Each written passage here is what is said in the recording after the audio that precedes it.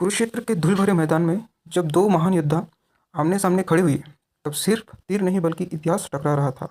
एक ओर थे अर्जुन, धर्म के रक्षक, कृष्ण के प्रिय शिष्य, और दूसरी ओर थे कर्ण, दानवीर, सूर्यपुत्र और अटूट योद्धा। यह कहानी सिर्फ युद्ध की नहीं बल्कि न्याय, भाग्य और महानता की है। अर्जुन धर्म और विद्या के अद्वितीय महारथी, जिनके हाथों में था गांडीव और सारथी थे स्वयं भगवान कृष्ण। उनके हर तीर में अनुशासन, तप और धर्म की शक्ति थी। अर्जुन ने कठिन साधना की, त्याग किया और गुरुद्रोण से शिक्षा पाई। कुरुक्षेत्र में कृष्ण ने अर्जुन को सिर्फ युद्ध नहीं सिखाया बल्कि जीवन का सत्य भी समझाया। यही था गीता का ज्ञान।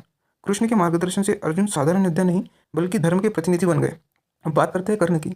जन्म से ही संघर्षों से घिरे फिर भी अडिग खड़े रहे, कवच कुंडल से सुरक्षित पर किस्मत से हमेशा परखे गए। कर्ण का आत्मसम्मान अटूट था, उनका साहस असीम था। कर्ण की महानता उनके युद्ध से नहीं बल्कि उनके दान से जानी जाती है। इंद्र जब ब्राह्मण के वेश में आए तो कर्ण ने बिना हिचकिचाए अपने दिव्य कवच कुंडल दान कर दिए। यही था कर्ण का असली तेज, निस्वार्थ दान। और फिर आया वह निर्णायक क्षण जब कर्ण और अर्जुन आमने सामने थे। आकाश में तीर टकरा रहे थे, धरती कांप रही थी और इतिहास सांस रोककर यह युद्ध देख रहा था। अर्जुन ने दिव्य अस्त्र छोड़ा, आकाश सुनहरी रोशनी से भर गया, लेकिन कर्ण का रथ कीचड़ में धंस गया और भाग्य ने उसका साथ छोड़ दिया। कर्ण गिर पड़े, पर हार कर नहीं, सम्मान के साथ, शौर्य के साथ। तो आखिर महान कौन था? अर्जुन जिन्होंने धर्म के साथ रहकर युद्ध जीता, या कर्ण जिन्होंने अन्याय सहकर भी कभी झुकना नहीं सीखा? यह सच है, अर्जुन महान थे अपने कर्म और धर्म के कारण, और कर्ण महान थे अपने त्याग और दान के कारण। महाभारत में हमें यही सिखाता है, महानता सिर्फ जीत में नहीं बल्कि चरित्र में होती है। जय श्री कृष्ण।